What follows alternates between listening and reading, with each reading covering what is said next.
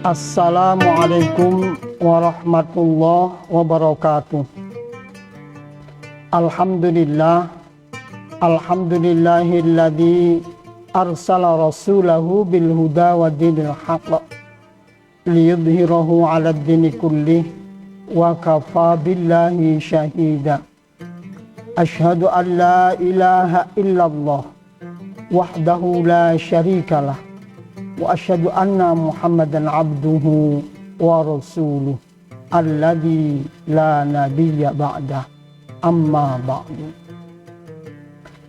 Para pemirsa yang berbahagia, yang dirahmati oleh Allah Subhanahu wa taala. Selamat berjumpa lagi dengan kajian jelang iftar, produksi Masjid Muttaqin Perumahan Kasengan Permen. Pada kesempatan yang berbahagia ini, kami masih akan mengkaji tentang Ramadan. Ramadan sebagai syahrut tarbiyah. Ramadan menjadi bulan pelatihan. Allah berfirman di dalam surat Al-Baqarah ayat 183. A'udzu billahi minasyaitonir rajim.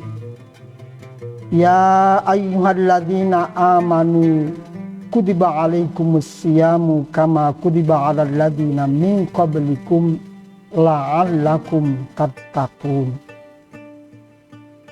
Hai orang-orang yang beriman, diwajibkan atas kamu berpuasa sebagaimana diwajibkan atas orang-orang sebelum kamu, agar kamu bertakwa.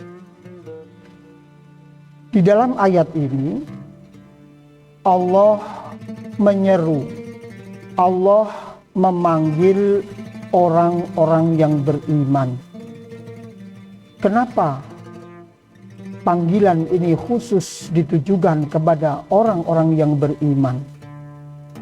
Karena memang puasa ini adalah satu sistem yang telah diwajibkan oleh Allah, sebagaimana dulu Allah telah mewajibkan kepada umat-umat sebelum kita.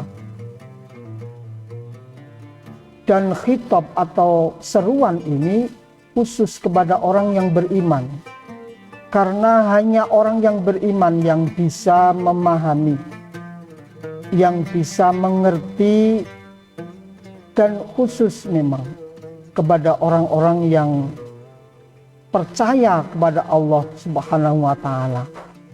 Sebab orang-orang yang tidak beriman sulit untuk bisa memahami bahwa manusia ini oleh Allah telah dipilih sebagai manusia yang mulia, dan kemuliaan itu ada tolak ukurnya, yaitu takwa kepada Allah Subhanahu wa taala. Inna akramakum indallahi atqakum.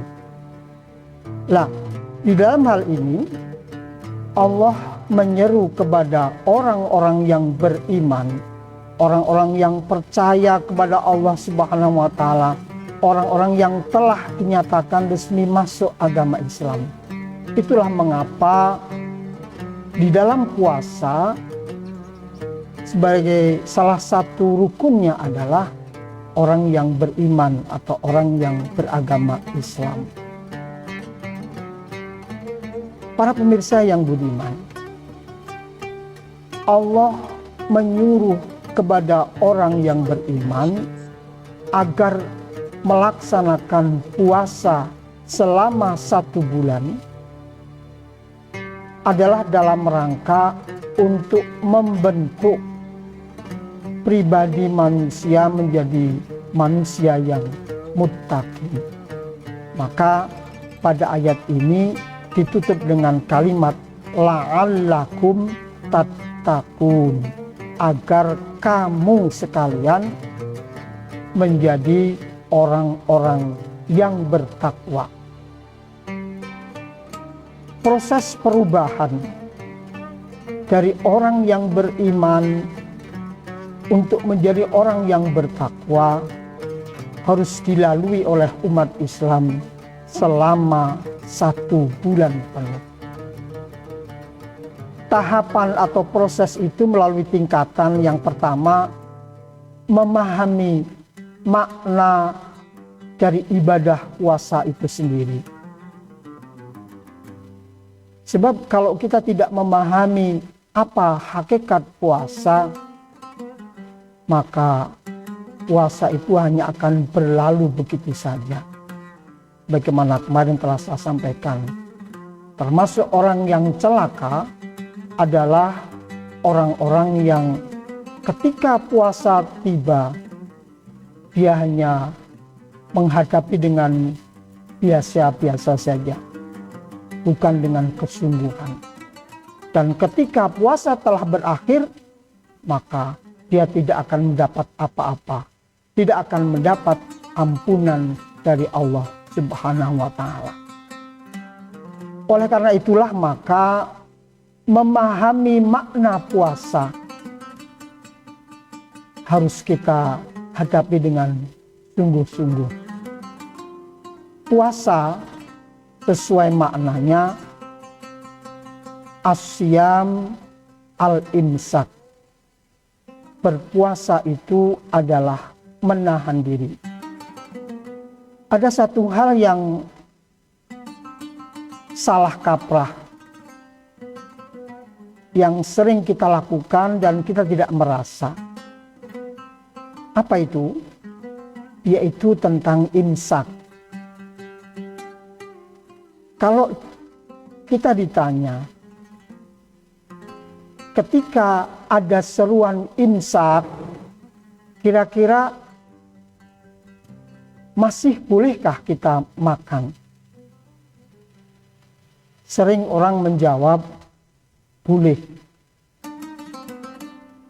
Sebab batas daripada puasa itu adalah ketika adzan subuh. Padahal makna daripada imsak itu adalah menahan. Kalau di dalam bahasan fikih, ketika kita membuka kitab fikih bab puasa, maka arti dari asyam itu adalah al-imsak, yaitu menahan. Jadi mestinya ketika ada imsak, maka tidak boleh kita makan. Sudah harus ditahan segala apa yang dilarang di dalam puasa.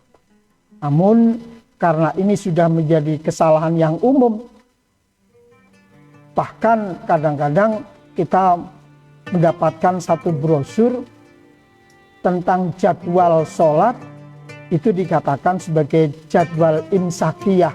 Padahal imsakiyah itu menahan puasa itu sendiri. Oleh karena itulah maka itu yang menjadi salah kaprah yang sering kita temui.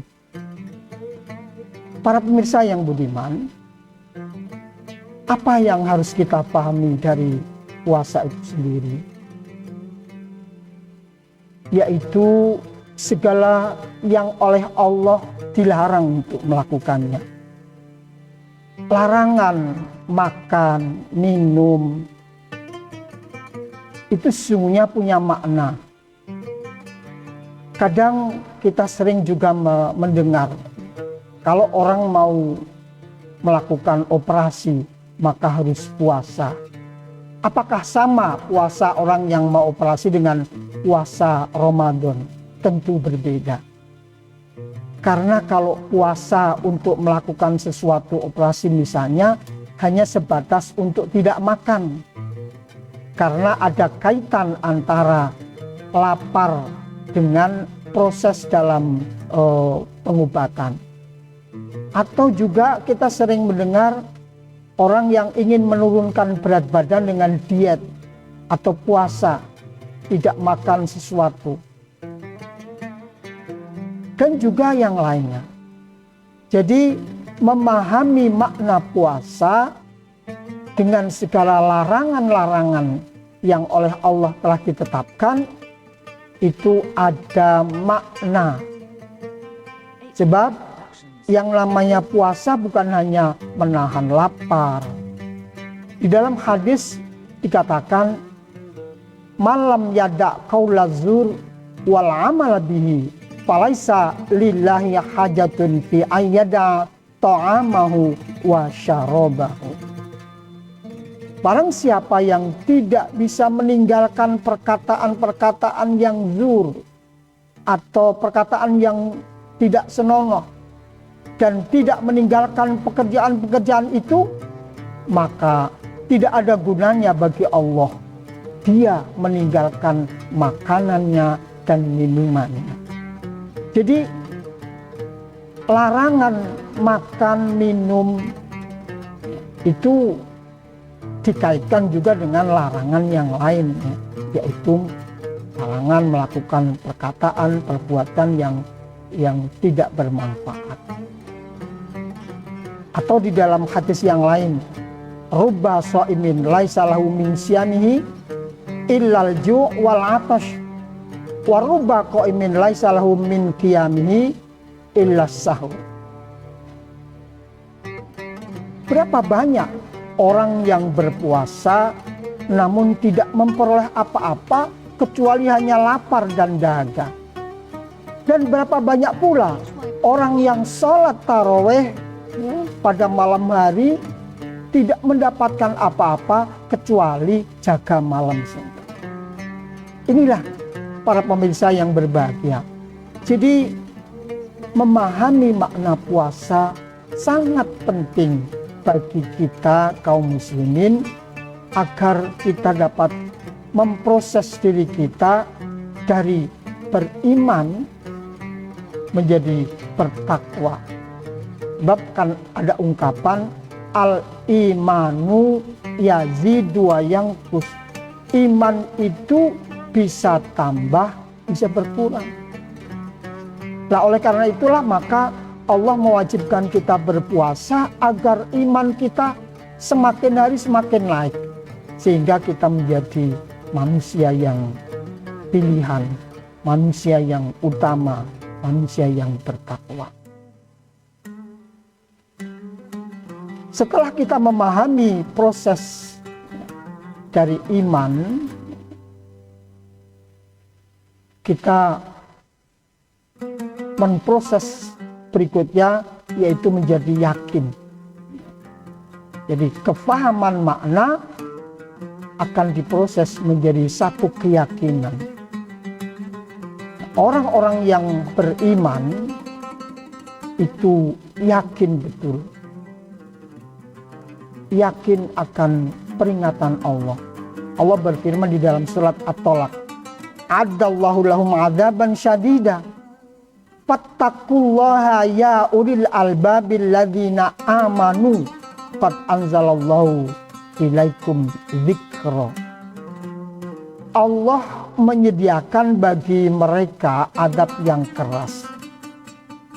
Maka bertakwalah kepada Allah, hai orang-orang yang mempunyai akal. Ya ulil albab. Jadi ada khitab khusus ya, bahwa orang yang bertakwa itu tentu orang yang berakal.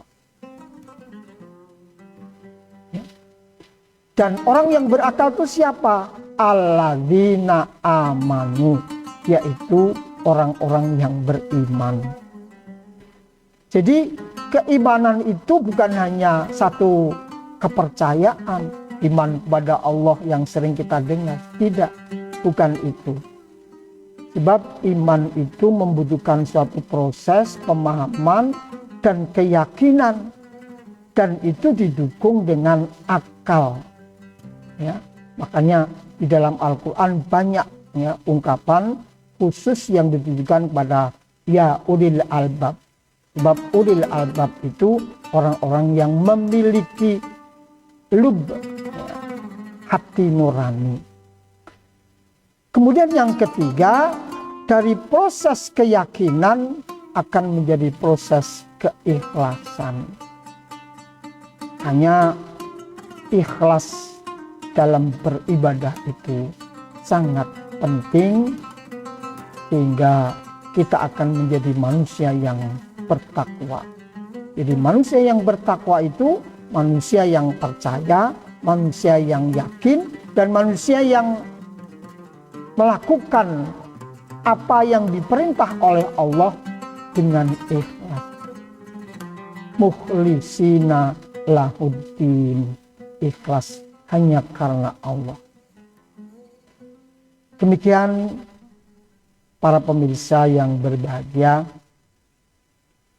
mudah-mudahan apa yang saya sampaikan berkenan, dan kami mohon tanggapan, kami mohon